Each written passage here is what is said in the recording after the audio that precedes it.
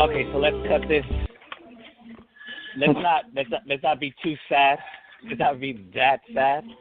I am gonna play a little bit, one last song that kind of made me feel like this yesterday.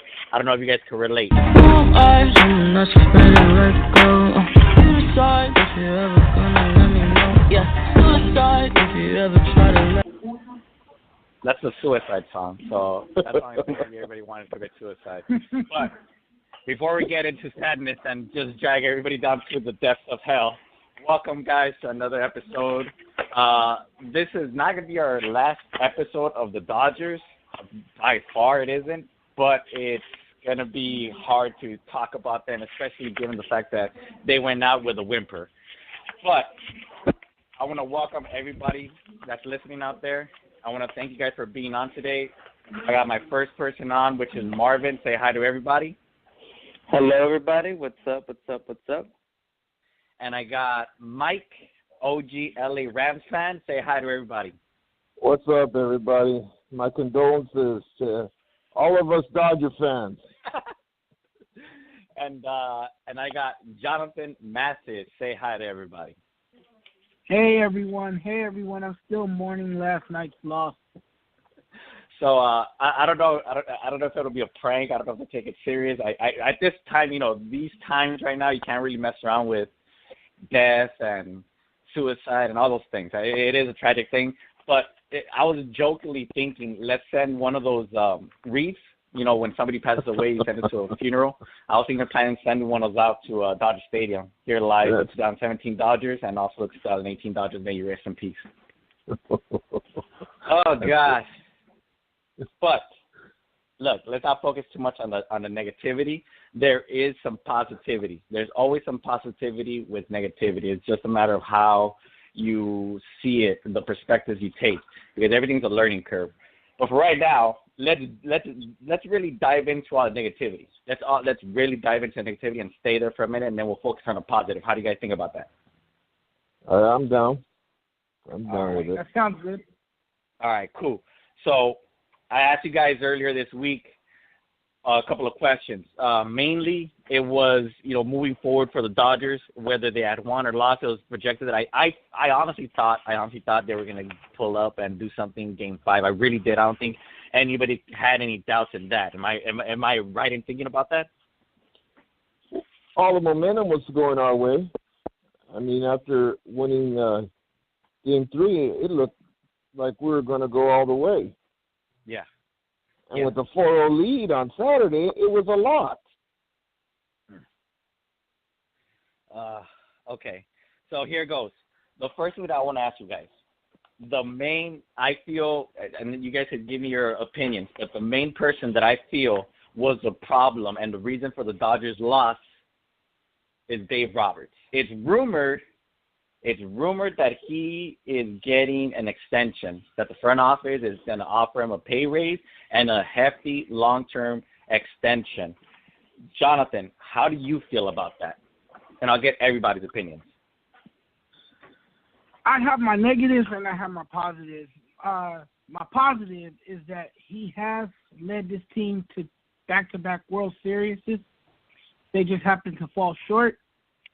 And I also think that he's done a terrific job in earning the respect of his players. His players play for him. They have done a tremendous job under him. And then there's the negatives. The negatives are that he has trouble managing a bullpen, that he overmanages, that he micromanages, and that has hurt the Dodgers in these 2 World Series appearances. That's what has, cut him short of getting that elusive title. And it showed in this series, and I think he knows that. He, was real candid yesterday during the press conference, making it real clear that he loves managing the team and that there's a lot of things that he can do better and that he's willing to correct the mistakes that he's made. But it's going to be hard for fans to rally around him now that he's made this mistake, that he's made these mistakes in 2 World Series, not just 1, but 2. So he's going to have to earn the fans' trust. I'm pretty sure he still has the players' trust, but it's going to be hard for him to win back the vast majority of these LA fans. You're hitting some real key points and some good nuggets are in there. Mike, how do you feel about Dave Roberts, the extension, and is there a potential for him to redeem himself with the fans? Well, I'll tell you the truth. As an old man, because I'm 60, I've seen a lot of baseball over the years. One thing about baseball is that every player on that team has an opportunity to step up, and when you're in the biggest game, I'm sure you feel like you can make the play, you can do it, and then some guys feel like they're not going to be able to do it, that they just don't have what it takes to get over the hump. They don't have what it takes to be a winner, and especially the pitchers. And Dave Roberts did not manage this team these last 2 years. He went by a script. It was predetermined what was going to happen in every move. And even if you listen to Rich Hill, for example, he had said to Roberts prior to going out to the mound, hey, just keep an eye on me, see what, Well, Roberts just took it to another level. He lost his mind. And he decided he was going to give him a hook. And Hill had a lot of left in his gas tank. He's 38 years old. He'll probably never be in that position again, because I don't believe, and I'm a huge Dodger fan, I don't believe we make it to the World Series next year. I don't believe that's going to happen unless they get some pitching. We barely squeaked by the West, and we were very fortunate to be the Brewers. And it wasn't because of Roberts we got that far. He was a detriment, and even so in the World Series, you could see it. I mean, every single person who knows this game of baseball knows that he made every wrong move, and he did it for the analytics. He just figures, the numbers show it this way, I'm going to have to go that way.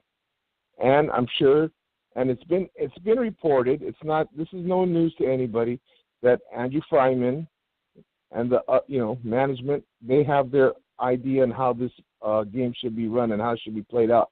And he is a yes man. He only makes $1 million a year. He's there because he's able to do what they tell him to do without anybody giving him any flack. You get a real manager in there, someone with some balls, he's going to say, hey, man, this is my team. You hired me to run this team. Let me do it my way. And he's not doing it. That's how I feel. I would love for the Dodgers to win the World Series. I would love for this guy to show some character and backbone. But for me, I don't see it. And I don't see it in his eyes.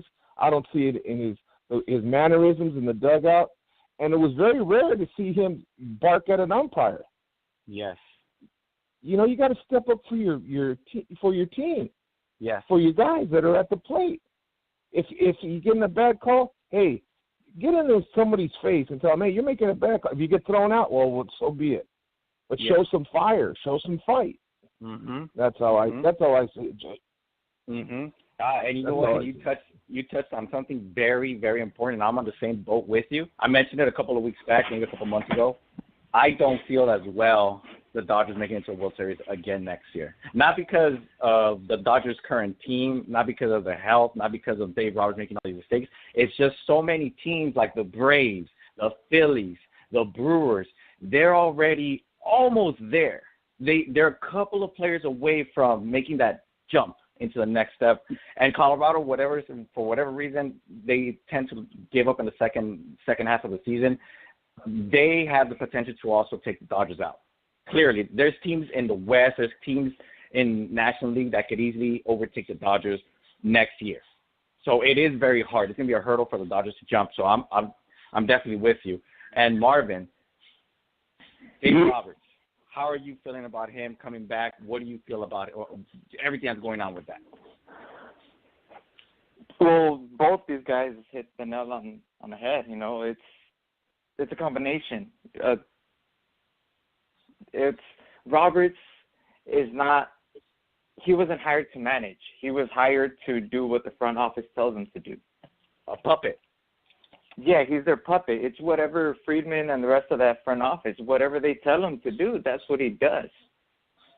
And even if they don't rehire, if they fire Roberts, fans are going to be happy. We're all going to be happy because trash Roberts gone. But the next guy that comes in is going to be the same thing. You know, we need someone like Hinch, someone like Cora, who these guys, they'll play along, they'll follow the analytics. But when they see there's something different to be done, they'll do it. But Roberts is just, you know, he's just bowing down to the front office, like, okay, yeah, whatever you say, like, that's what I'll do. The script, So like Mike just mentioned, the script. Yeah. So no matter what's done, whether Roberts stays or goes, because the next guy is going to be the same thing. It just all depends on this front office. Are they willing to? If they hire someone else, or even Roberts, if they give Roberts a little more freedom so we can see how Roberts actually manages himself. But as for now, like, to me, it really doesn't matter whether it's Roberts or someone new. Up until I see that the front office gives the actual manager some freedom, then I'll be happy seeing some changes. But for now, it's going to be the same routine over and over. So I think we're all on the same page. I don't know if you guys could agree with me, but we're all on the same page that front office has too much of a hand in the lineups, in the actual gameplay, in the actual game itself. Is that basically what you guys are saying? Jonathan, Marvin, Mike? Yeah. Yeah. Yeah. Okay. So a solution here necessarily wouldn't be getting a new coach, but rather letting the front office do they're great. Listen. Farhan and Friedman, they got us Chris Taylor. Chris Taylor last year was epic. Brandon Morrow, epic. The year before that, Joe Blanton, epic. There were so many players that they've picked up throughout these couple of years. Let's also take into consideration our farm system was straight up garbage. McCourt gutted our farm system, destroyed our right. future, and the front office came in, brought in electricity, brought in this energy, brought in this sense of, okay, we're going to fix this. It's going to take a couple of years, but we're going to fix this. And sure enough, here we are. 2 out of the 4 minor league teams won their championships, respective championships, the Rancho and the Drillers. Right. And then you have the other 2 who made it to the playoffs. Unfortunately, they didn't make it, but they were in the playoffs. All 4 of our teams were in the playoffs. Now, you look at the front office scouting. They've done a tremendous job there as well. Max Muncy this year. So definitely they should step back, let Dave Roberts do some work. Not all the work, because we know he's incompetent. I don't know in what world. I'm pretty sure front office didn't say, hey, bring in Kelly Jensen in the 8th, because that's pretty smart. I don't think the front office was that stupid. This is Mike. You know, Roberts, we haven't seen, you know, he knows the game. I mean, these guys know the game. Yes. They're successful. He won a World Series. He was smart to steal that second base for Boston. I mean, when he did steal that was his claim to fame. But look, if you played this game for any length of time, from a little child with 7, 8 years old to you're in your 30s, you know the game.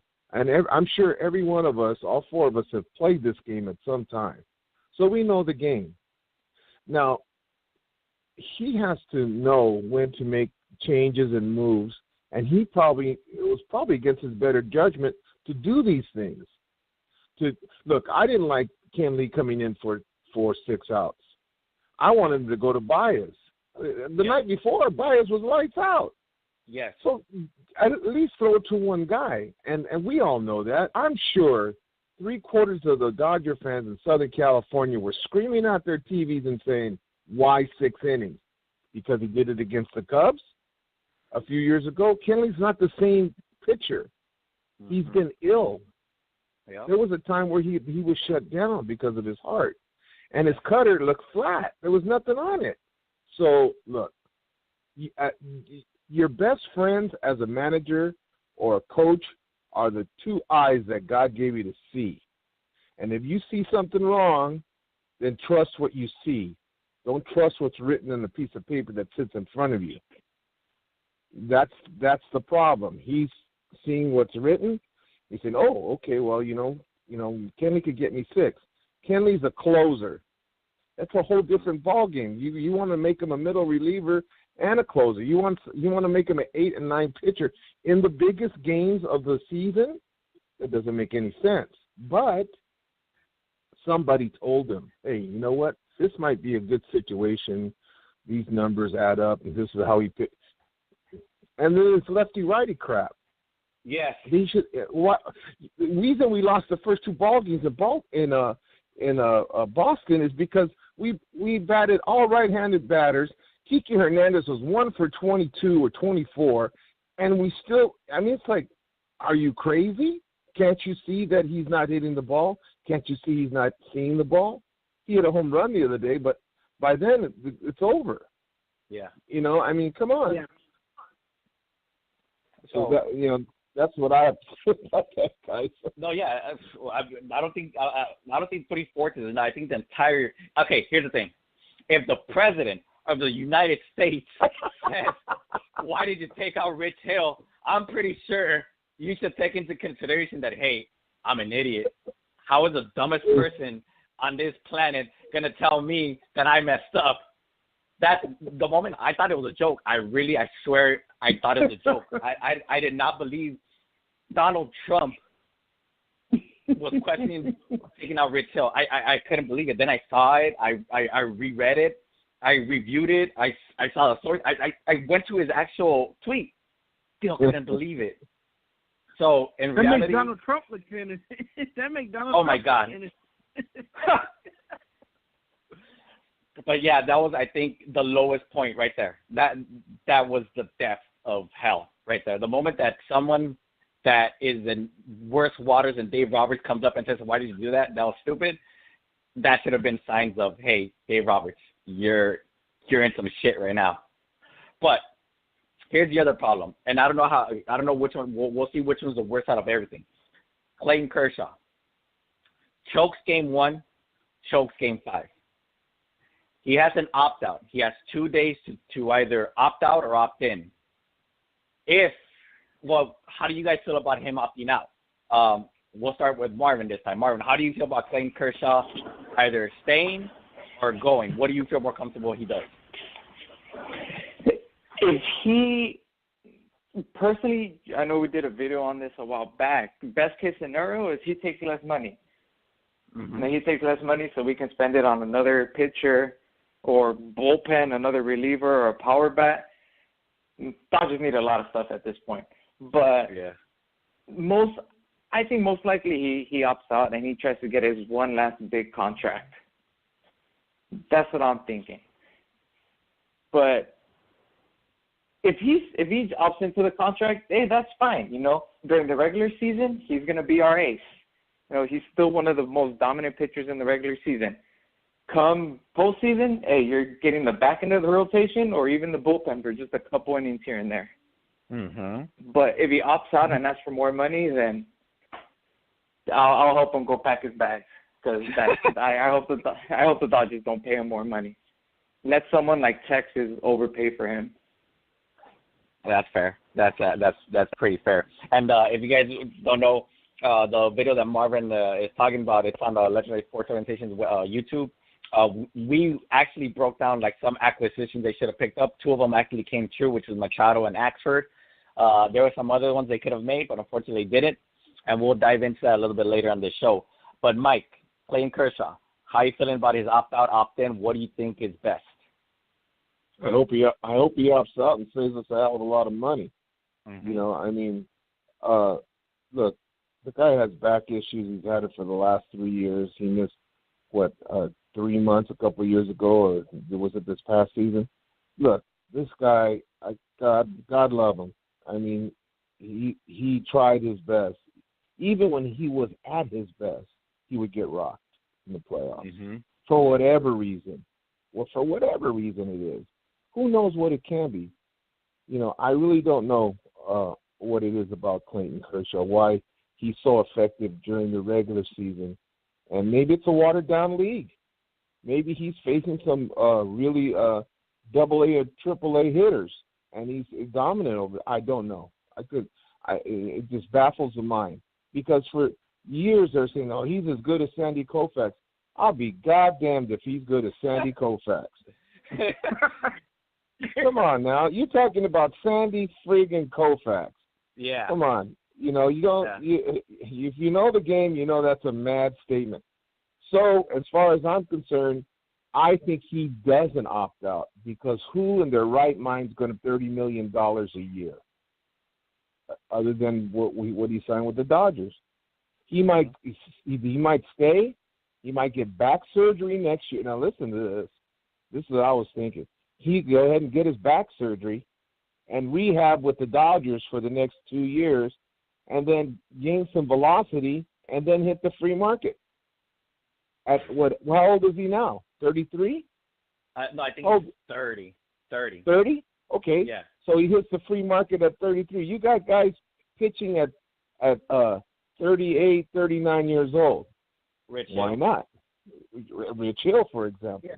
So why not, Clayton, stay here, get healthy, and then move on? And that's what I see. Damn, you know what? That would be a nightmare scenario. Just imagine. Clayton Kershaw gives us his best years, absolutely. He carries the team for a couple of years, absolutely. He chokes in the postseason, and technically is kind of a big reason why the Dodgers have not won a World Series. We could definitely discuss that if anybody thinks otherwise. But if that happened, my gosh, that would be such a slap to the face, where he does something like David Price, wins his first postseason game after 10 years. And then not only that, just shuts down the Dodgers, just embarrasses us, and just straight up embarrassment. And David Price scripts his narrative. Like, he just switches the script on his narrative. Jonathan, Kershaw, opts in, opts out. How do you feel about Kershaw? I would honestly like to see him finish out his career with the Dodgers, and I think he will do so. I think he's not the money-hungry type of pitcher.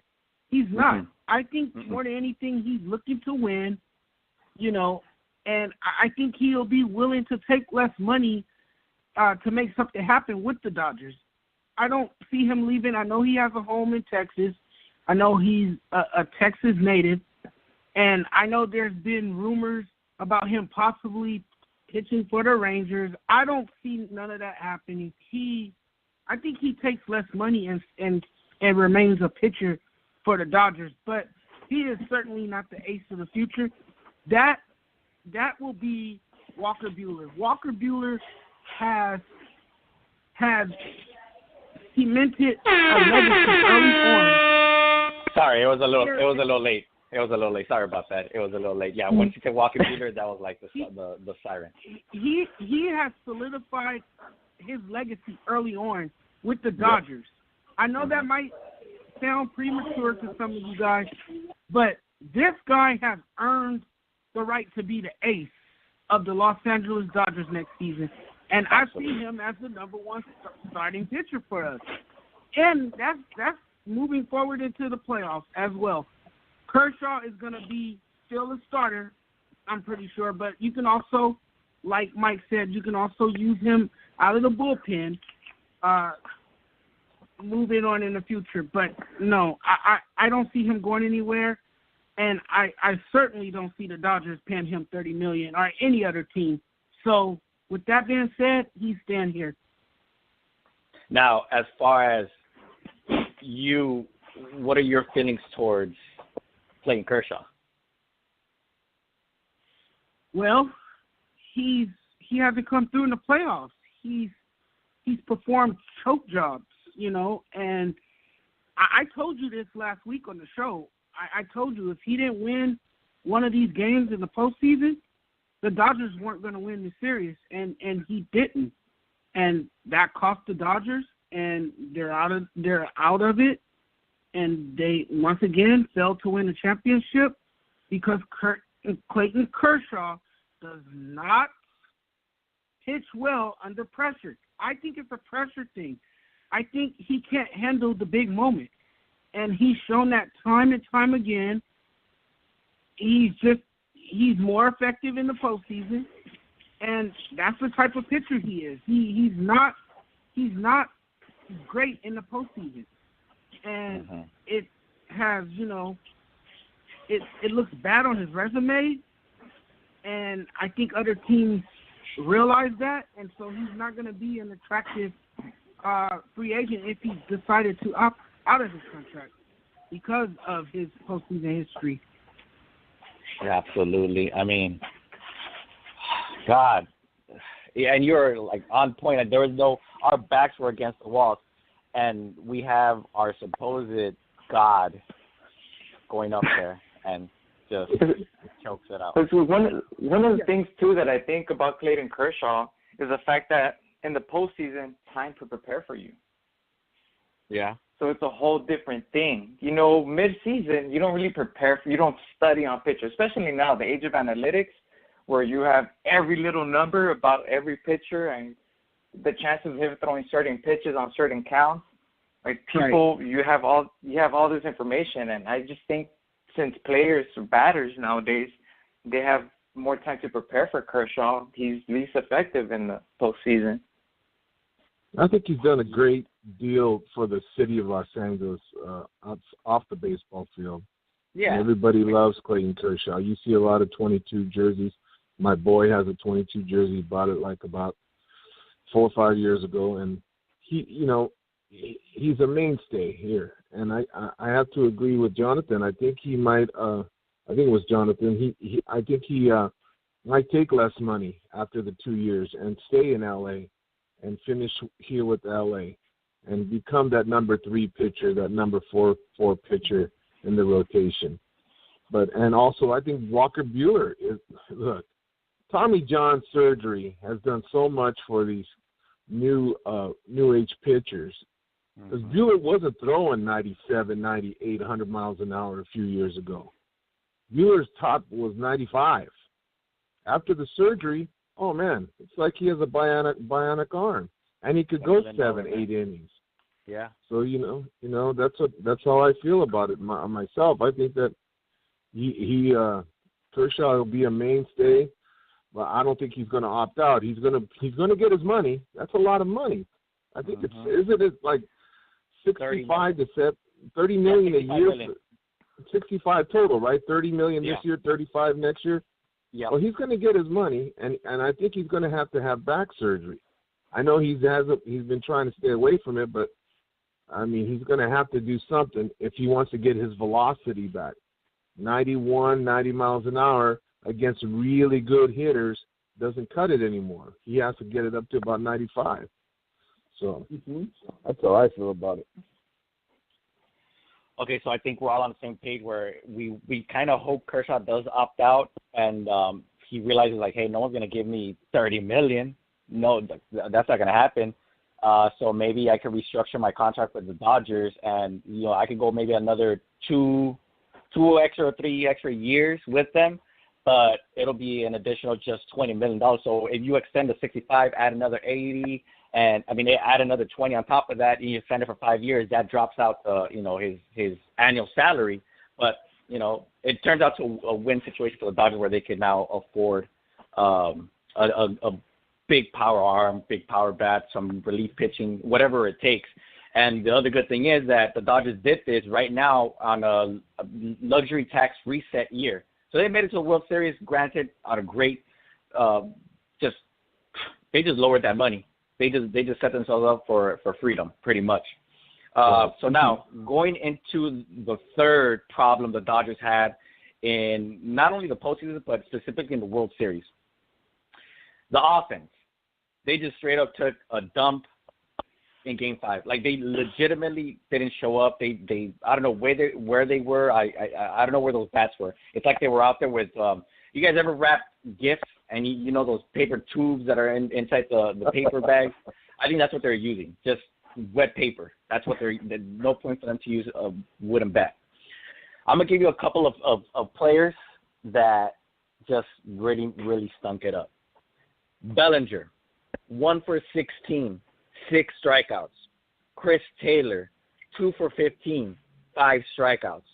Jock Peterson, 1 for 12, 5 strikeouts.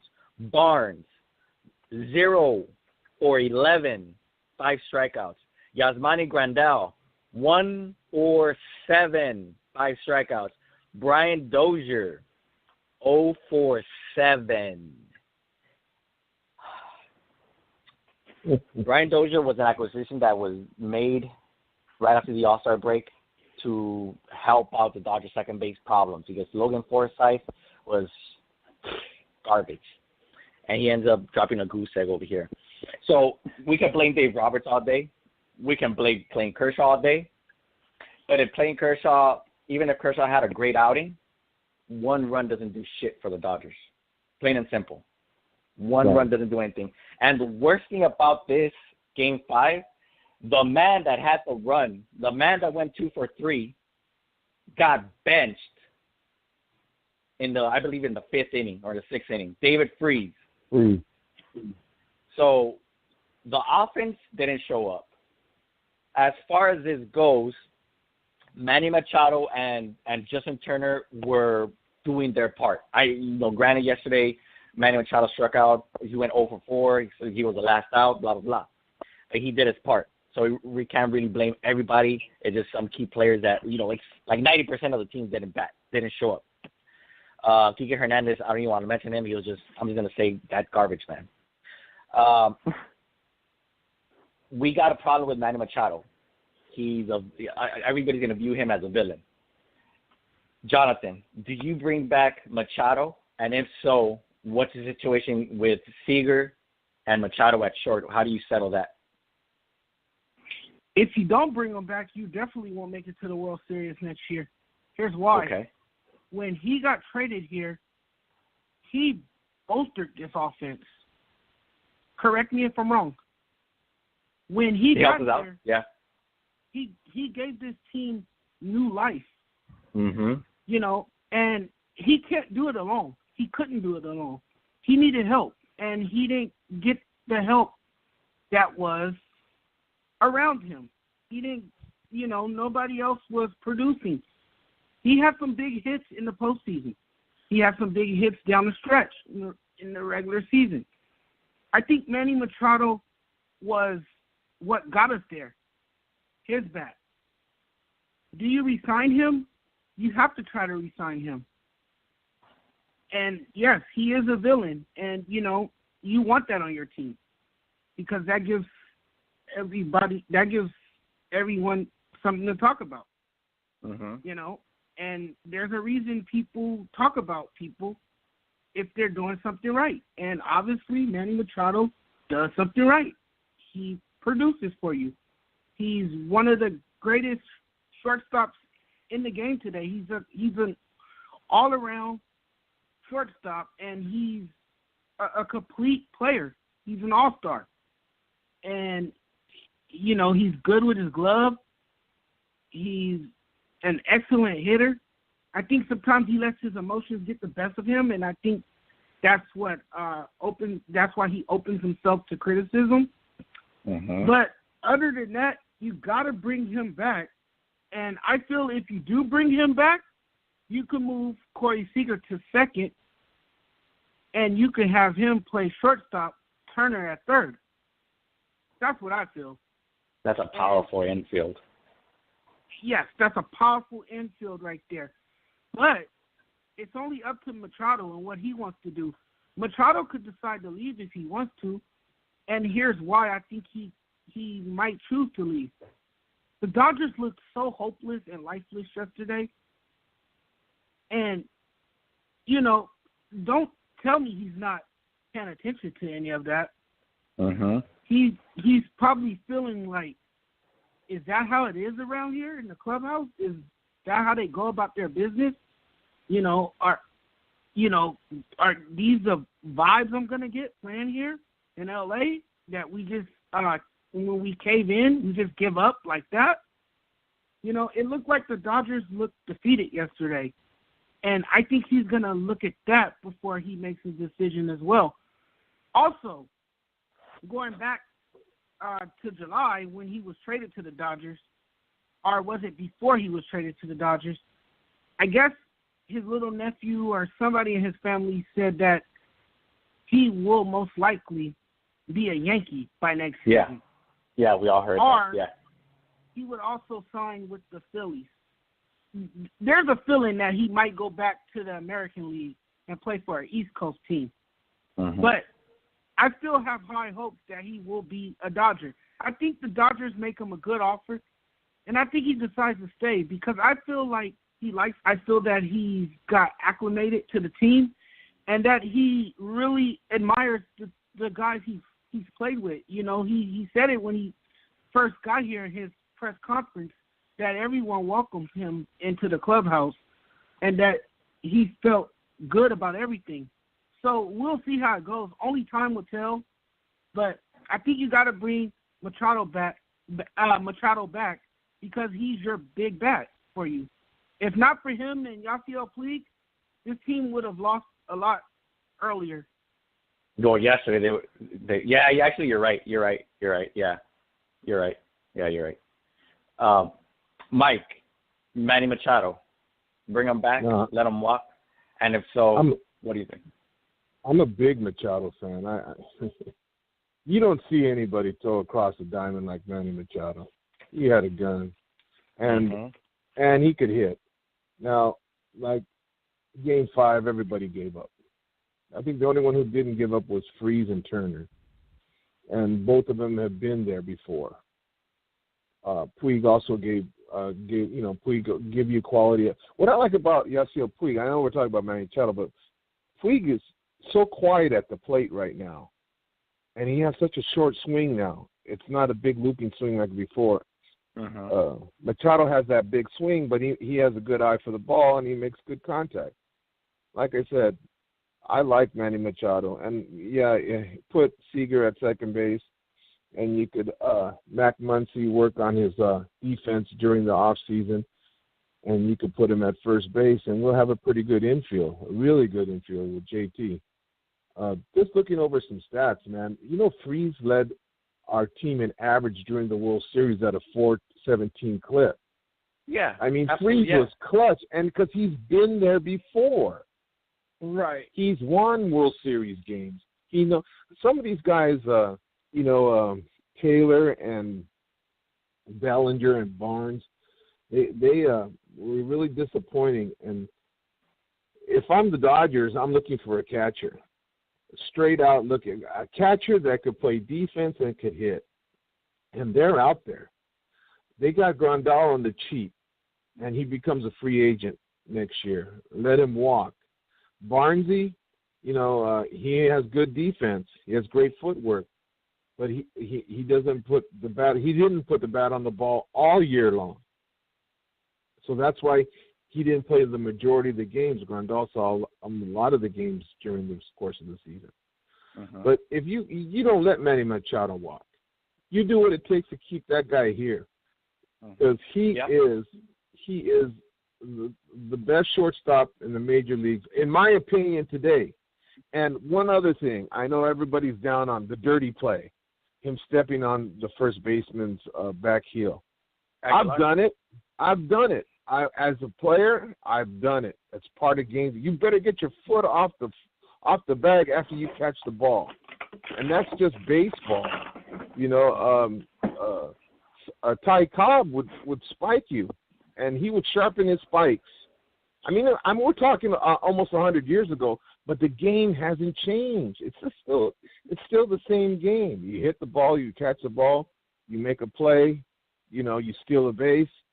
Machado's just trying to get something going, trying to get his team pumped up.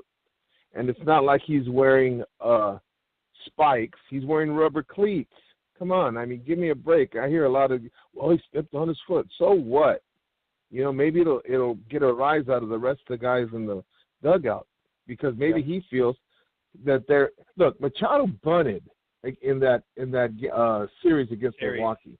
Yeah, and he did it despite he had said, I know it's not the culture here to bunt, but I had to do it with 2 strikes, and he did it to get the team going. Who comes up next? I think it was Ballinger got the home run, and they get the lead, and they win the game. I mean, he knows the game of baseball. So he would be an addition to at spring training, maybe get in the ear of Dave Roberts, get in the ear of some of these guys that are playing on the field, say, hey, we need to get back to the fundamentals. We need to bunt. We need to hit and run. We need to – and, he went oppo a few times. I was like, man, the guy is actually going opposite field. So did Turner. But, that's what we need. We need a guy like Manny Machado. We need him to stay on our team. And in all fairness, Aguilar had his foot on top of the bag.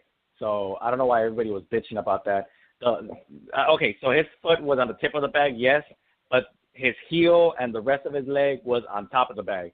And you clearly see Machado's his intent was to kick him or prove a point, like, hey, don't leave your foot there because I'm going to kick it. You could see he already knew he was going to do that. He already knew. But in reality, Jesus Aguilar had enough time to catch it, take his foot out. Boom, you're done. But his How is that a dirty play, though? How is that a dirty play? That's just a silly move. That's just a mistake. That's not. You know why it's a dirty play? It's a dirty play because Joe Buck said it was a dirty play. It's a dirty play because ESPN said it was a dirty play. It's a dirty play because it's a Dodger. If you guys were paying attention to Joe Buck's calls, that home run by Max Muncy was so weak and pathetic that it just was. His call on the home run. The call on the home run was weak. Yeah.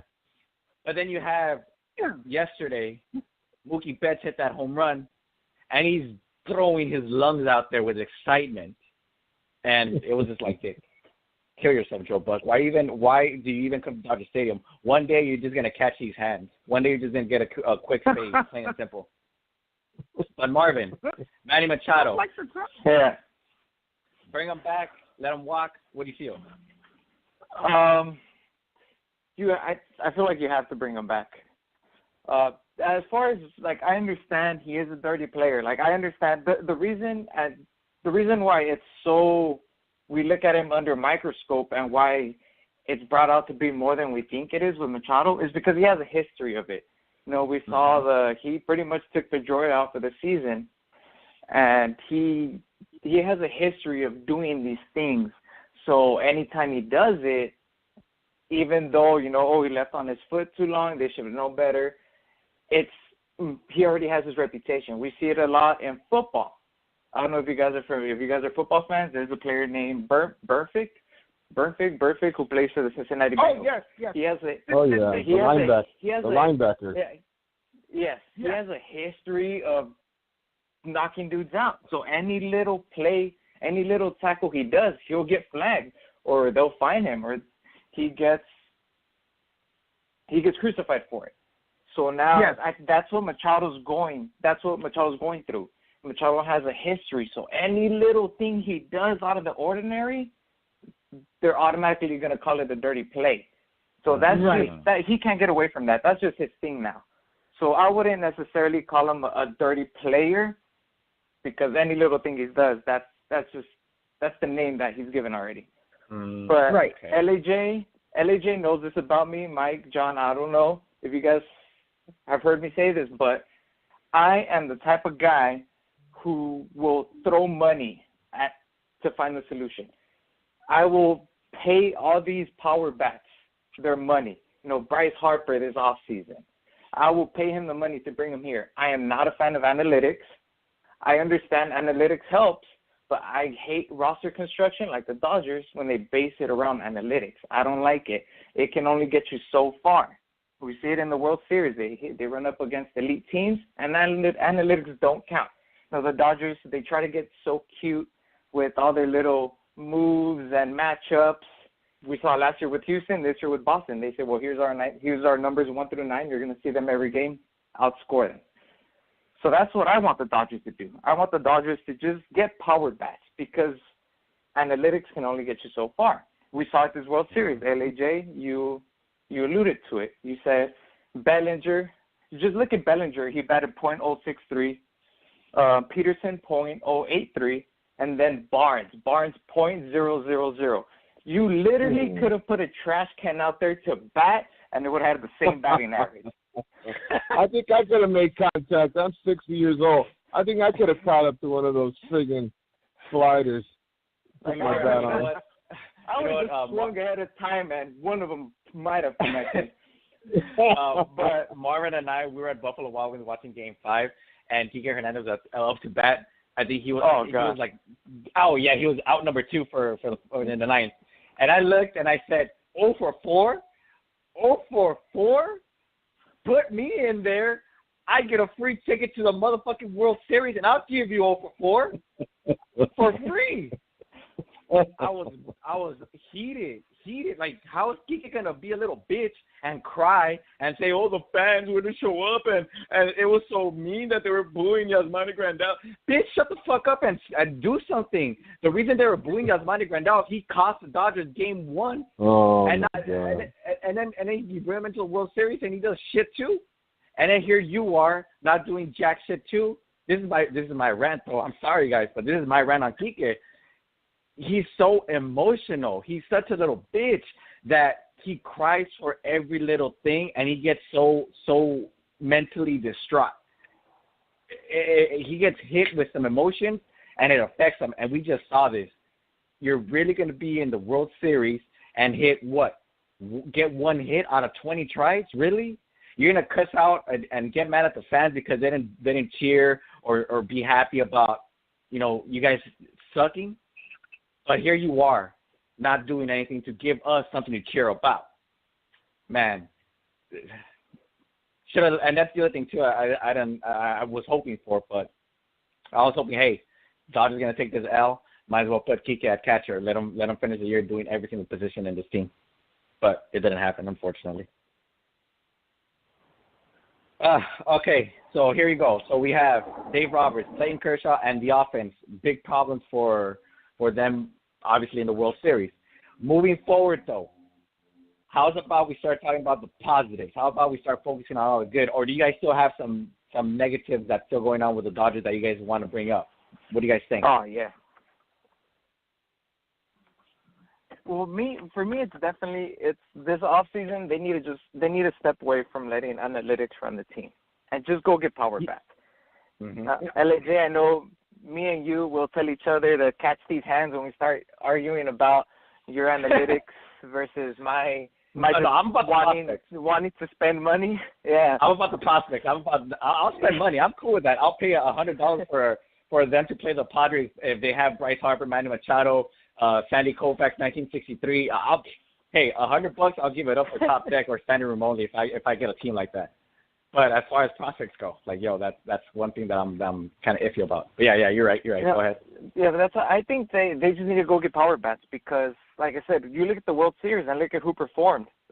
The power guys, you got Puig, David Freese, Manny Machado, Justin Turner, the guys that just go up there and take what the pitchers give them. You have you have all these analytics guys who we just alluded to who only got like 0 hits or 1-2 hits in the whole World Series. They're worried about their launch angle and their exit velocity and all this BS, and they're not performing there. Like, who's performing? Who's carrying the team? Just the power guys. That's why I'm the kind of guy that just says, just throw money. You got to be like the Yankees sometimes. Just throw money at the players and get them to come to your team. And as Mike alluded to it about a back catcher, I actually talked to LAJ about this.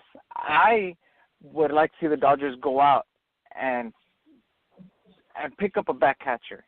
My idea was probably getting someone along the likes of Wilson Ramos, picking up Wilson Ramos for 2-3 years, so you'll have him as your go-to catcher with Barnes backing him up, and then meanwhile Reese develops, gets ready, and you bring him up.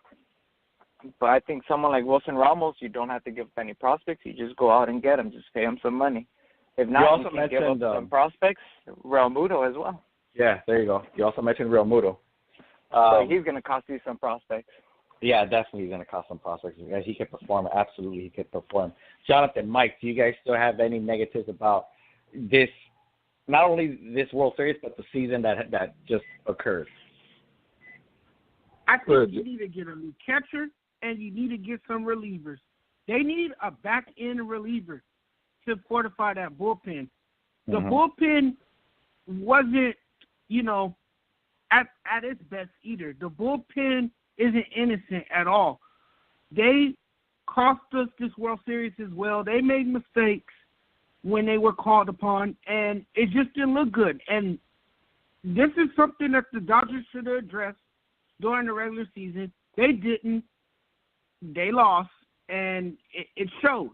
So I think it's going to be important this winter to, bring in some fresh arms, reliable bullpen help. That's going to be very vital this winter. Well, let's recap Madsen's friggin' World Series.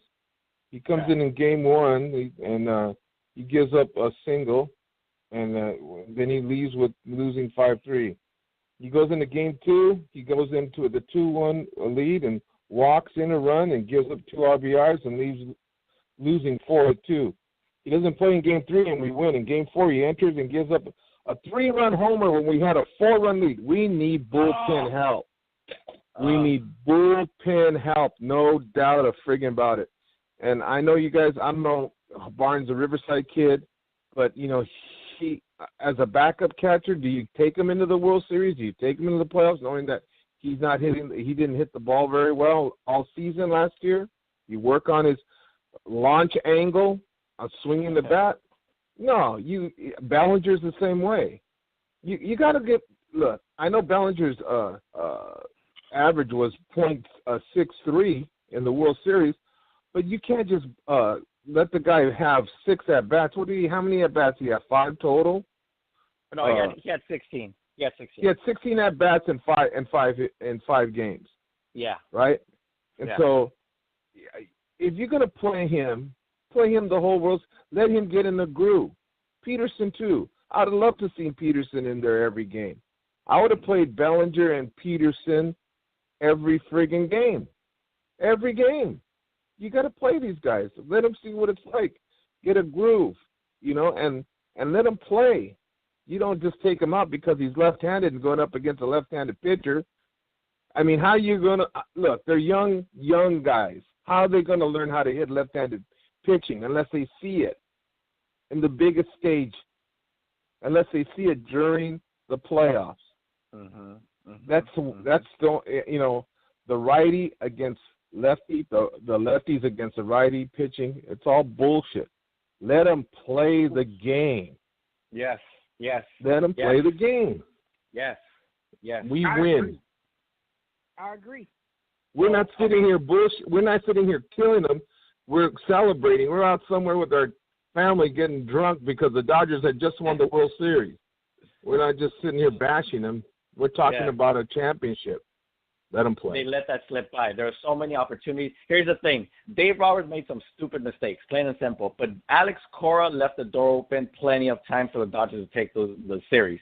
Plain and simple. Absolutely. There were some mistakes that you look at Alex Cora and realize, hey, why didn't he walk Yasiel Puig and go to Matt Barnes, who was 0 for 3 that night? And instead, here, they tie. Yasiel Puig comes up, ties it up.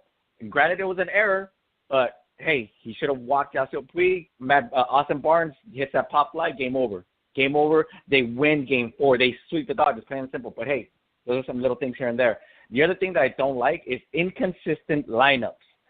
How are you going to have Kike Hernandez bat in between Manny Machado and Justin Turner, batting goose eggs? How are you going to do that? He's giving an out away. Exactly. And he's not hitting the ball. If Justin Turner gets on base, you can't rely on Kike Hernandez to move him over. If Bellinger is for some reason pinch hitting and you put Kike Hernandez in front of him, that's 2 outs right there. They could pitch him in. So there was all these little mistakes that just don't fly with me. It just don't make sense at all. But yeah, hopefully it's a new year. We move on. We do get a catcher. If not, let's see what Reese is about. Let's see what Will Smith is about. Austin Barnes, maybe he'll do something. Hopefully, but Yasmani Grandal needs to get the fuck out. No, he's gone. He's gone. He's not. Yeah, they're not gonna. He's done. Yeah, he's a Man. ghost. Yeah, legit. He cost us. Granted, we won the NLCS, but he cost us 2 games. Plain and simple. He cost us those games. And I guarantee you that Bellinger throw, that badass throw from the outfield, that assist, Barnes caught that and he secured it. I don't know if you guys saw it, but he secured it. He put his hand where the glove opens and he like tagged him with both hands. Guarantee you, Yasmani Grandal drops that ball. Game over. Oh yeah. So there's that. Now let's focus on the positives. We vented a little bit. Let's focus on the positive. One big positive that I'm very excited about, and man, I'm salivating. I can't wait for the season to begin. Walker Buehler. Man, Walker motherfucking Buehler is gonna run this league. He's definitely gonna be a Cy Young winner multiple times. He could even be an MVP because he had a couple of games where he had multiple hits. If he hadn't gone down from that hit to the rib, he would have legit been the Rookie of the Year. No doubt about it. No doubt about that. Also consider that he throws 100 miles per hour with ease. He doesn't sweat. He doesn't grunt. He just throws 100 miles per hour, and you're just looking at like, what just happened? You literally through the TV could hear the ball zoom by. So I'm super excited about Walker Buehler next year. Julio Urias. How do you guys feel about Julio Urias? Jonathan? I feel good about him. He's a promising pitcher. I think he's going to be in the starting rotation if he keeps pitching the way he's pitching. I feel great about him. I like his fastball. I like his repertoire of pitches. And I think he was solid in the postseason. And I think Dave Roberts maybe should have went with him out of the bullpen instead of Ryan Maxson. Mm-hmm. Who knows what would have happened had he called on Urias. But Urias looks good. I think he's only going to get better. He looks good. And I think this Dodgers rotation in a few years is going to be scary good with Buehler and Urias. Yeah. Oh, God, that sounds so good right now. Like just a thing of beauty. Just imagine. Yeah, Game 1, you got Buehler throwing 100 miles per hour. Game 2, you got Urias. Both of them already have postseason and World Series experience. So the brightest of lights, and they weren't phased? Yeah. I mean, granted, Walker Buehler had a couple of bad games where he gave up 5 runs to Milwaukee, but he bounced right back, shut them down, 7 strikeouts. Beautiful. Beautiful. Thing of beauty. Then he goes to the World Series and shuts down the Boston Red Sox. God, gee, oh, man, that's a thing of beauty. And then Julio Urias coming out of the pen and just giving you some outstanding, like, just shut-down innings, and it was just a thing of beauty. So, yeah, 1-2 punch right there. Hyunjin Ryu, what do you guys think about him? Mike, how do you think about Ryu? Well, we're going to find out. He's a free agent, by the way. If the Dodgers are trying to vest them some money into them, I wasn't too impressed with him. He had one good game. He gives you everything he has. I'll give you that much. For me, how many lefties do we have in starting? We have Kershaw, the Urias, Hyunjin Ryu, 3 lefties starters on that side. And Rich Hill. What's that? And Rich Hill. Oh, Rich Hill, yeah. And Rich Hill's 38 years old, though. Rich Hill, can he go a full season next year as a starting pitcher at 38? I mean, he's not a great athlete. We've seen him at the plate. So we got 4 guys.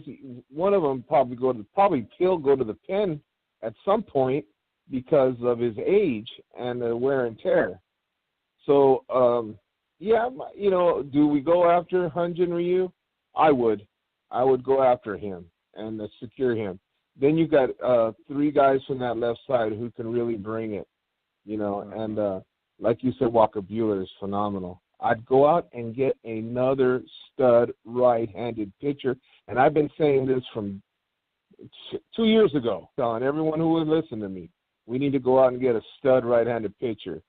And because we're good from the left side, now with Brewer, he's phenomenal. Give me one more, and then we'll have all the bullets in our gun as far as starting pitching is concerned. So yeah. So I think that pitcher that you're talking about, and I know Marvin mentioned it, or I might have mentioned it, and if we had gotten him this year, I think this is our year. Jacob deGrom. Marvin. Oh yeah. Marvin. Okay, besides Bryce Harper and Manny Machado, Jacob deGrom's going to cost us a bunch of prospects because he's under team control. So he's still not a free agent. He's not asking for those big bucks yet. He's under team control for at least 2 more years. I know you're going to say yes, but do you give up either a Bellinger or they're probably going to most likely ask for a Urias and another top prospect. But for Jacob deGrom, how much are you willing to give up for him? Personally, I know I've said this many times. You almost kicked me off the show many times for saying it. But to me, Bellinger's my trade bait. He's phenomenal in the regular season, but come postseason, it's always the same thing with him. He's another Kershaw. It's like we had this glimpse of hope that he might do well in the postseason, and he just fell. You know, he broke the world record for strikeouts last World Series. This World Series, he gets 1 hit or 2 hits, I believe. He's just, I feel like this is going to be a recurring theme with him. I would use him for trade bait. Urias, I'm fine with. Don't touch Buehler, but I'm fine with Urias going. So if you do Buehler, if you go like Buehler, not Buehler, sorry. If you go Bellinger, Urias, and maybe like a top catching prospect, because I know that's what the Mets are looking for, I would do that in a heartbeat for deGrom. No, I don't give up Bellinger. Yeah, I don't give up Bellinger. It's a discussion that we definitely could get into because Jacob deGrom is worth a lot, but how much are the Dodgers willing to give up? Because now we're left with an open spot in either the outfield or at first base. Max Muncy definitely stepped his game up in defense, but again, he didn't show up in the postseason. Well, actually, yeah, you know what? He did show up. He had to walk-off home run. He had to walk-off home run. He had a couple of hits here and there. So, yeah, I don't know. He had 3 hits. But Bellinger, man, that's a hard one. That's definitely hard. I see Marvin's point. He doesn't show up in the World Series 1 for 16 with 6 strikeouts.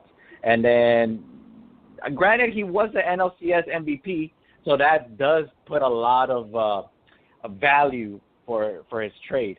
Definitely there's trade value there. He didn't actually have a great NLCS. He didn't. He was sub 150 batting average, but he got to walk off.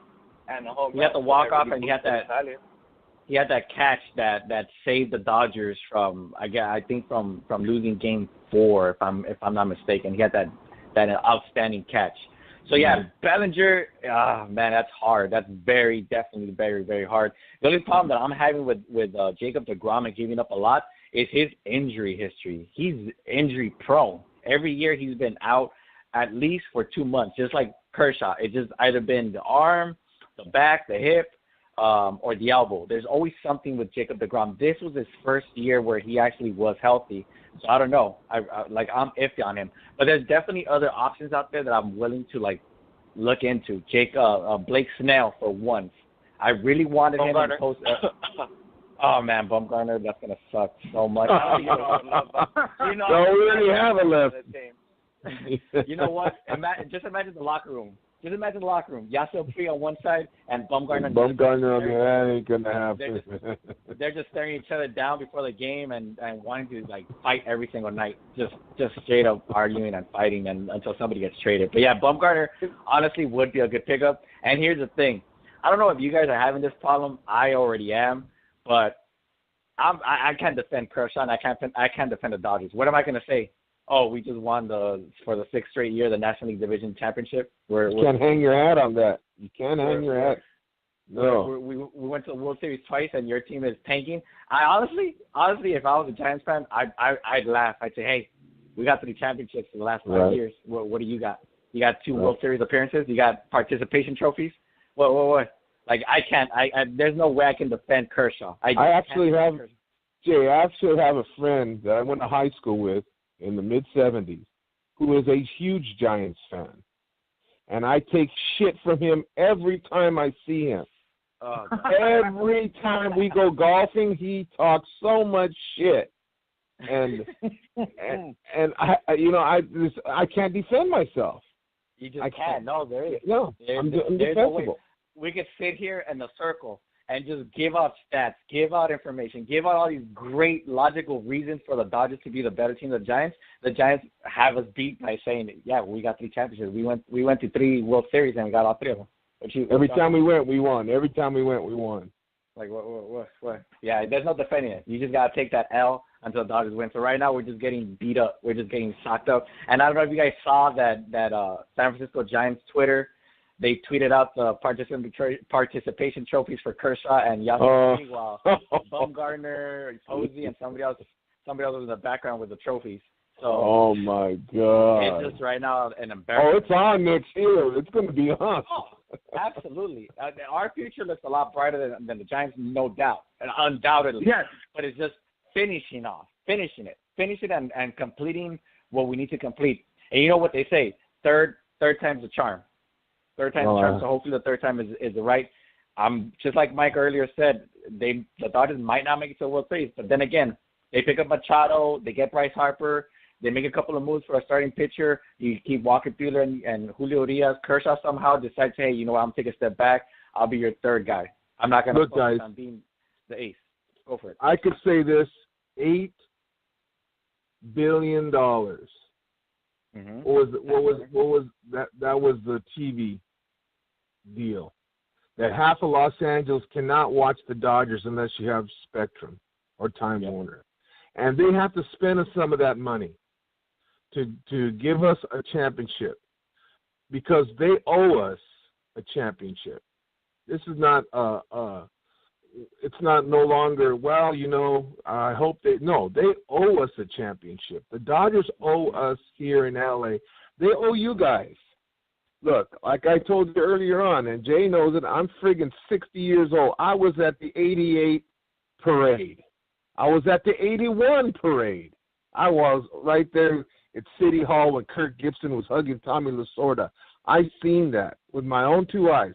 And you guys need to see that too. You need to experience that. You need to friggin' get drunk and laugh and scream, we're champions. You deserve it because the Dodger fans from 35 and under have been robbed for the last 30 years.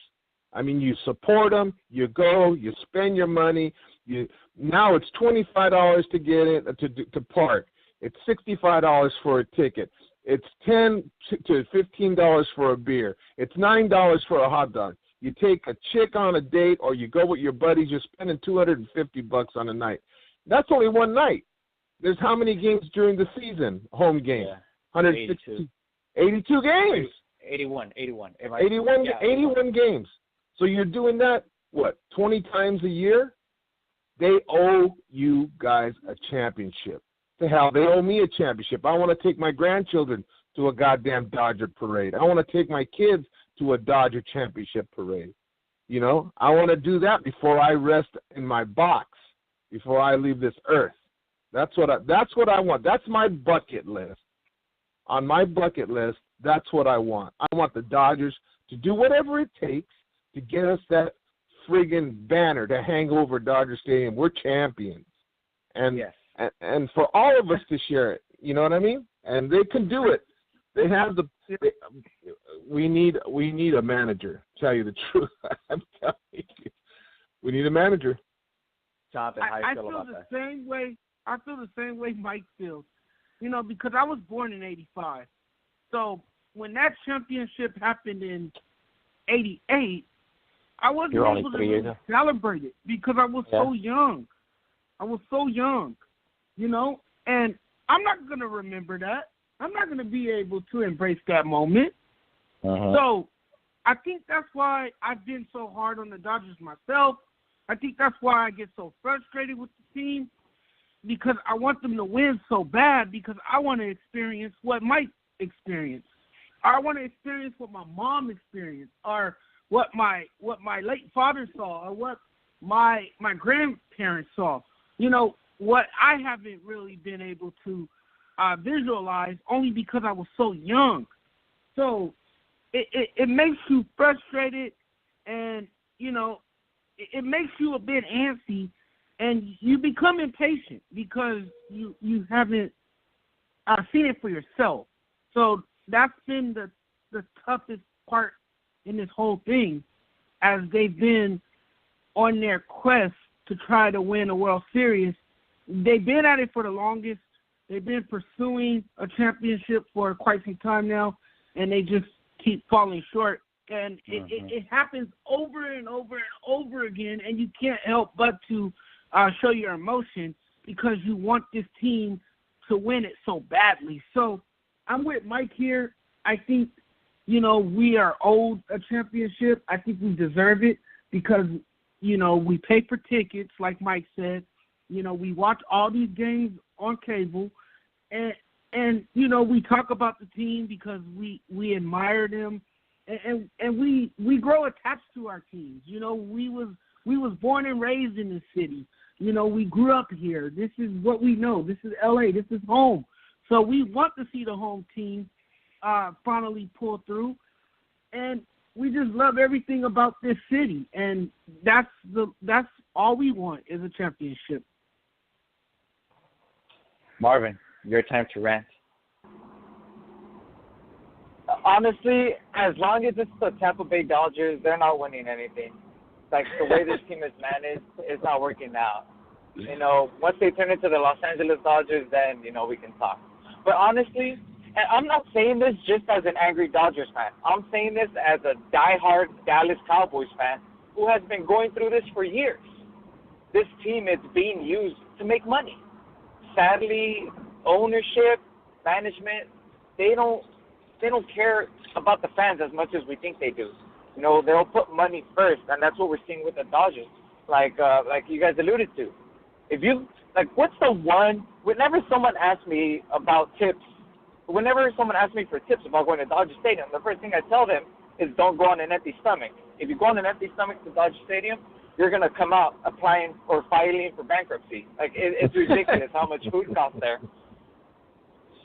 And parking. I know parking is still controlled by the McCourts, so we're still paying that asshole family.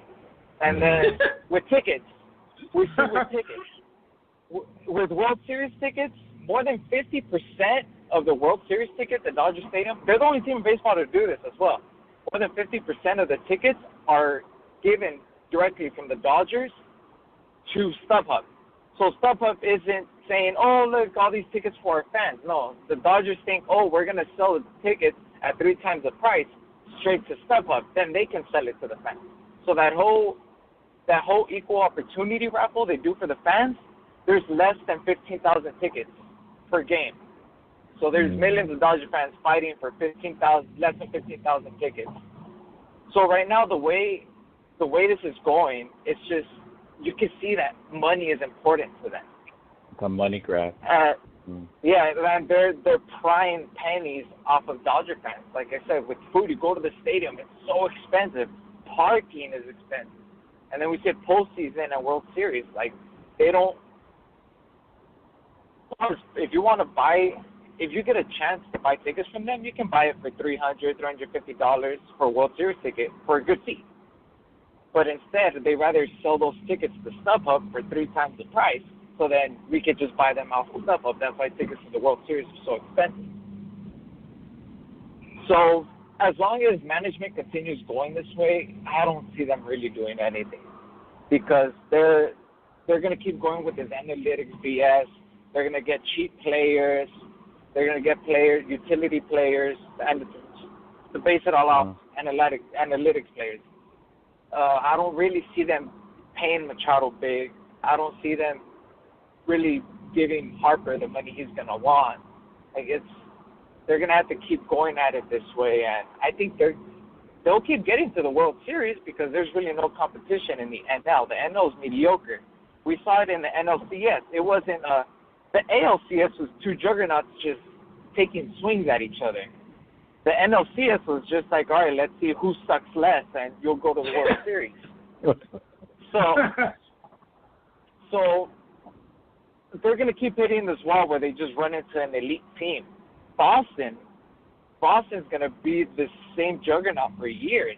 Houston's going to be a juggernaut as well because they're not losing big pieces. Yankees, Yankees are going to go. They're most likely going to go after Machado and Harper because Yankees and Boston, that rivalry makes those teams want to spend.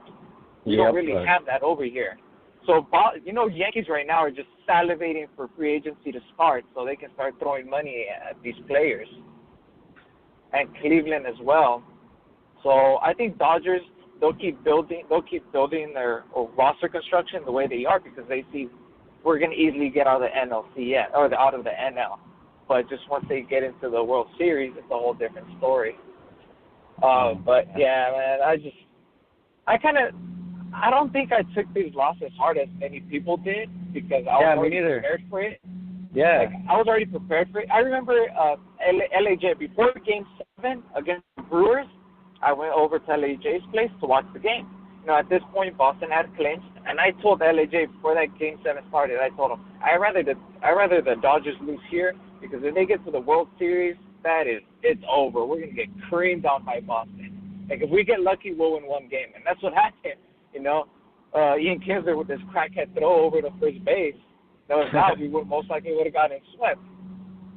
So it's like I'm not a GM. I can't tell you exactly what the Dodgers need to do, but I just know there's a lot of work that needs to be done. There needs to be bullpen help because Jensen is not the guy anymore. There's a lot of just journeyman. There's a lot of journeyman relievers. No proven relievers. Hitting, it's enough to get us to the NL once again. But when it matters, everyone disappears. Pitching, Kershaw, he's going to get us to the regular season. He's still going to be one of the top pitchers in the regular season, but come postseason, you can't rely on him. So we definitely need to pick up a catcher, a pitcher, not necessarily an ace, but someone along the lines of, Bumgarner's going to be a free agent. Dallas Keuchel's going to be a free agent. They're not going to be super expensive, but you can throw them in there. You can depend on them. Relievers, we need a ton of work in the bullpen. It's sad to say this, but really the only guy you can trust coming back is Baez, the way it looks. Jeez, yeah. 2 years ago, you tell me Baez was going to be the best player, the best pitcher out of the bullpen. I would have slapped the shit so hard out of you. How are you going to expect like that? How are you going to tell me that Pedro Baez, 2016, 2017, was going to be the best player out of the bullpen for the World Series especially? Yeah, that's some real crazy thing. Yeah, but that was a surprise. He looks like a different pitcher. I don't know if he tweaked his mechanics or what he's done, but he looks solid. Yeah, he did. He absolutely did. He had me, anxious and excited for next year. He's another reason I'm excited for next year. Hopefully, if he repeats and performs the same way, hey, Pedro Baez, I'll apologize to you personally. I'll go to the Dodger game. I'll go to the bullpen, and I'll speak it to you in Spanish. If you speak a different language, I'll learn it, and I'll say it to you directly. Whatever it takes. Whatever it takes. I'll give him that apology. Even with Jansen, if someone told you 2 years ago that Jansen was going to lose us, 2-3 games in the World Series, tell him to square up. Yeah, but you know what? It's possible that we just saw the last of Kenley Jensen because he's going to have heart surgery this coming up month. So with that's a serious matter. That's something that, it could really just take him out. And the doctor just tell him, hey, you know what? If you pitch again, your heart is going to, not be the same, and you could take years out of yourself. Maybe it could kill you. And honestly, Kenley has a Hall of Fame career. He definitely deserves to be in the Hall of Fame, and he did his thing. Grateful for him. So, for the best, hopefully, he everything's successful. He comes back, and he, I guess, picks up where he left off in a good way. Not the World Series with Ken Jensen, but, postseason Ken Jensen, 2016, 2017 Ken Jensen. That's what we get. But to leave you guys on some good notes, how do you guys feel about putting Hyunjin Ryu, if we resign him, putting him in the bullpen to alleviate that, and leaving Kenta Maeda also in the bullpen? I understand he was a little bit bad in this World Series, but we do need help in the bullpen. How would you guys feel about them two being in the bullpen? Well, this is Mike, Jay. Jay, starting pitchers and relievers are two different animals. Uh-huh. I mean, if you're a starting pitcher, you need to lather up. You need more time to stretch your arm and get ready for that hopefully 6 or 7 inning stretch. A reliever is someone you start up immediately. You have maybe 15, 20 pitches to get ready, and then you're in the ball game. Yeah, so not everybody can do that. Not everybody can transition. And Maeda verbally said, I can't do, this is not what I want to do. He doesn't want to do it. He doesn't want to come out of the bullpen. And he will go to another team. Yeah, his contract is structured where he has a base pay, I think, of $3 million, but he has incentives attached to it where he pitches a certain amount of innings. He gets a certain amount of strikeouts. He qualifies for something and something. Like, he has incentives attached to his contract where he could potentially make $9 million a year. So yeah, I see the Maeda thing where, hey, if you're gonna take money out of my pocket, I don't want to do that. Trade me. And Ryu also, he doesn't want to come out of the bullpen. He believes he's a starting pitcher. Yeah. So,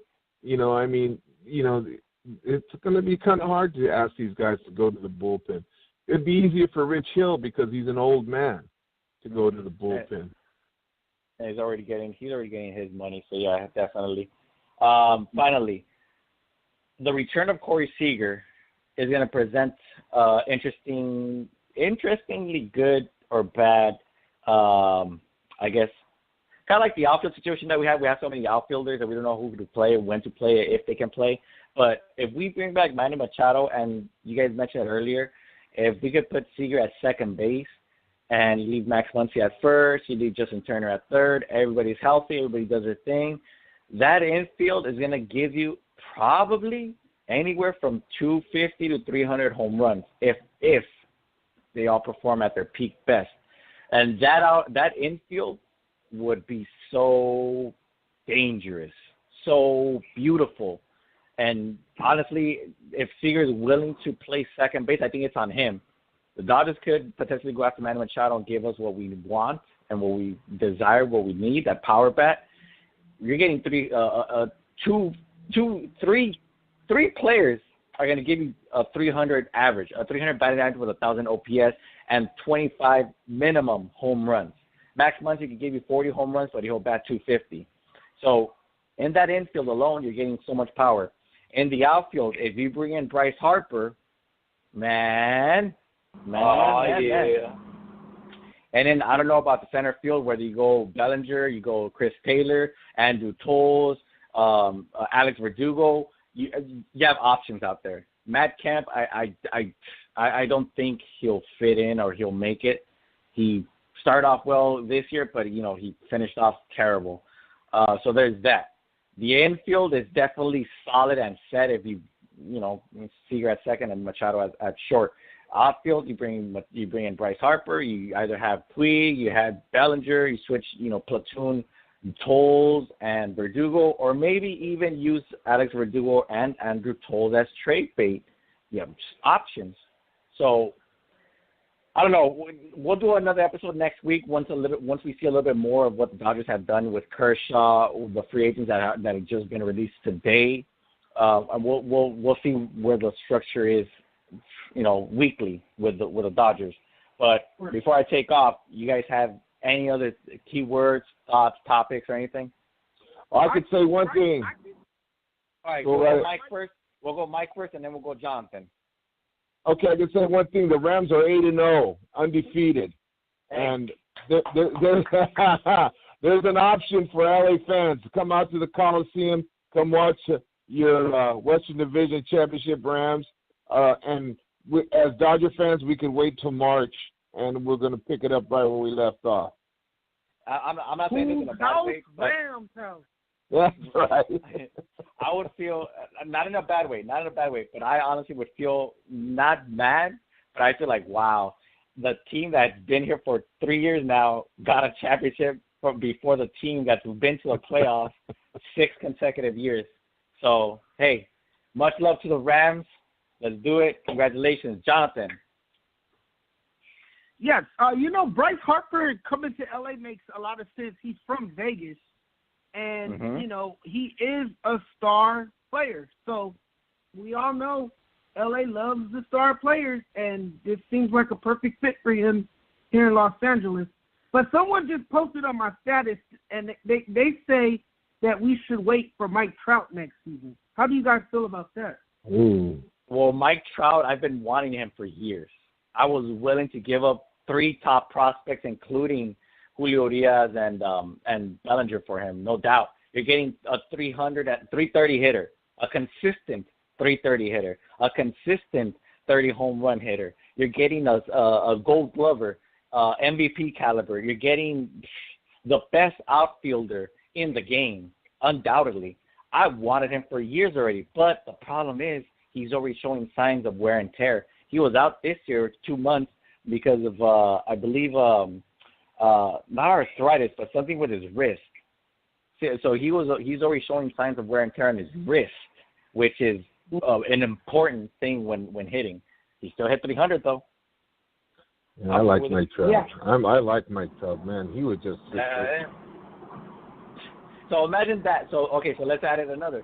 Imagine that infield where I just mentioned Turner, Bellinger. Turner, Machado, Seager, and Max Muncy. Then you have Bryce Harper. You have Mike Trout, and the left field is just a battlefield for that. You either get Chris Taylor, you get Cody Bellinger, you got Andrew Schultz or Alex Duval, depending on who they keep. So imagine that Dodgers squad. Do you guys feel they'll even? I don't know. I feel like they'll go 160. The only 2 losses they'll get is when they sit down Bryce Harper, they sit down everybody, and Dave Roberts is the only hitter they have. Those are the only 2 losses. 160. They'll go 160 and then 2 losses. And they'll sweep through the NL, and they'll sweep through the World Series, plain and simple. That's a lot of money. That is a lot of money. My God, that's a lot of money. We'll be way over the luxury tax. I think you'll probably get like $40 million out of Bryce Harper, another $35 out of Machado, and if Kershaw stays, that's another $30 million. So just alone with those 3 contracts, you're probably at around $120, $115 million just on those 3 contracts. I don't see him doing it. Man. Yeah, they won't. But it just they won't do it. Let the imagination run wild. Yeah, that'd be nice. That would be a great outfield. Bryce Harper. Woo! LAJ knows that I'm the biggest Bryce Harper fan. Yeah, I know him. But even then, I would take Trout. I would throw Bryce Harper to the freeway if I could get Mike Trout. To me, I already consider Mike Trout the greatest baseball player of all time because I'm seeing him in person, and it's hard for me to imagine someone better than this. But yeah, Mike Trout he's something else. But yeah, realistically, if we could get Bryce Harper, oh man, I'm gonna see take it hold there. Oh God. So there you have it, ladies and gentlemen. There's a lot of good things still to look forward to. Yes, the Dodgers sucked, but realistically, the Dodgers should not. They had no purpose being in the World Series. They literally lucked into the World Series. In the words of Jeremy Jeffress, it was a lucky hit. Yeah. So, hey, even in a down year, the Dodgers still made it to the World Series. Imagine the Dodgers fully reloaded, fully healthy, and just ready, completely ready. So, it was kind of bad. It kind of sucked. But we got the Rams 8-0. We got a bunch of hypotheticals out there. Mike Trout could be just like Jonathan Mathis just mentioned. Mike Trout could be a potential trade piece. We got the Lakers. Granted, they just lost today, but still, at any given moment, this team could just light it up, and they could be the next. That's another team that I'm looking forward to that could potentially win a championship before the Dodgers, which would be kind of sad. But final words. Jonathan, give everybody your handle. Give everybody your final thoughts. Yes. You can check me out at Twitter, SportsJudge85. You can also follow me on Instagram, SportsJudge85. The thing, not hard to find me.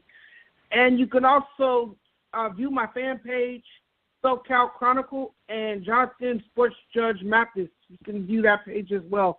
And be sure to check out my commentary at SoCalChronicle.com. It's a lot of Dodger stuff, yes, and it's painful stories about the Dodgers. And I'm going to have Ram stuff coming up soon and Lakers stuff. So always stop by, give it a click, and give us a thumbs up. There you go. There you have Jonathan, ladies and gentlemen. Mike, give everybody your social media handles and where they can find you. Well, you can find me on Twitter at OGLARamFan. You can find me on Instagram, OGLARamFan, and Facebook under Mike Pugrad. That's my name. And also on Facebook, you can find my OGLA Rams Facebook page. I'm really excited about the Dodgers. Next year, they're gonna be coming out. I really believe we're gonna be okay, guys. We're gonna be okay. We're gonna make some moves, and we're gonna be right back at it. Even though we lost, and it's like, they ripped your heart out. They looked at it, and then they kind of tossed it. But it's okay. It's okay because we've been down this road before. Us diehard Dodger fans have been down this road before. And be excited about my Rams and our Rams because they're LA Rams now, and be excited for them. They're 8-0, looking to go 9-0. The last time the Rams were 8-0 was 1969. Roman Gabriel won the NFL MVP, and we lost to the Minnesota Vikings in the Mud Bowl at the Coliseum. So 8-0, 1969 was the last time the Rams were 8-0. And it's an exciting time to be a Dodger fan, a Ram fan, a Laker fan, to be a LA fan, because we are the sports mecca now. Everyone looks to us for championships. And within the next 5 years, we're going to have plenty of them in all of our major sports. Absolutely. I like that. I really like that. I like that, too. That's positive attitude right there. Marvin, final thoughts. I envy you guys because, the Dodgers season ends on a bad note, but you can look forward to the Rams. As for me, Dodger season ends on a bad note, and then I have to look to a shitty team and the Dallas Cowboys. So I have nothing going for me right now. Just waiting for Dodger season to begin again. Can't wait for spring training. But I definitely think this World Series, I believe that it will finally change the outlook of that front office. I think they will start to actually make some moves, not just keep going by the numbers. I think Bryce Harper will be in a Dodger uniform. We'll pick up another pitcher, not necessarily an expensive ace, but someone that will make a difference. Definitely some bullpen help. I'm not sure they'll address catcher. I think they're still going to try to scratch by with what we have. But I think we'll definitely see a kind of a revamped Dodgers lineup. Yeah, absolutely. Here's to a final good year for. Well, actually, everything's gonna be in 2018. The Super Bowl, the Lakers are gonna finish in 2019, and the Dodger season begins tonight. So here's for 2019. Let's look forward to it. Let's finish off 2018 strong. Let's keep going. LA love, LA sports. Thank you, John. Thank you, Mike. Thank you, Marvin, for being on. Thank you, everybody, for listening. And you guys have a great night. Go LA, go Dodgers, and we'll see you guys in the next episode. And I'll make sure to keep LAJ away from the Rose Parade because he jinxed. Oh, God. I got to put that. You know what? And I'll put that video up so you guys can know what he's talking about. I'll put that video up. Oh, my God. You actually have a video of it? Yeah, I do have the video of it. So God. I'll put that video up. The moment LAJ jinxed us. Yeah, to be young again. I took that L. But. So Kike Hernandez passes by on a float, and LAJ yells at him, "We'll get the World Series next year," not knowing that the World Series next year was not this year, but the next year. So we got jinxed. Yeah, I did jinx it. My bad, guys. I'll take that. My bad. My That's bad. all good. All right, guys. Thank you guys again. You guys have a great rest of your evening. Have a You good too. one, everyone. You too, guys. Have a good Give me one. fuel, give me fire, give me that which I desire. Ooh.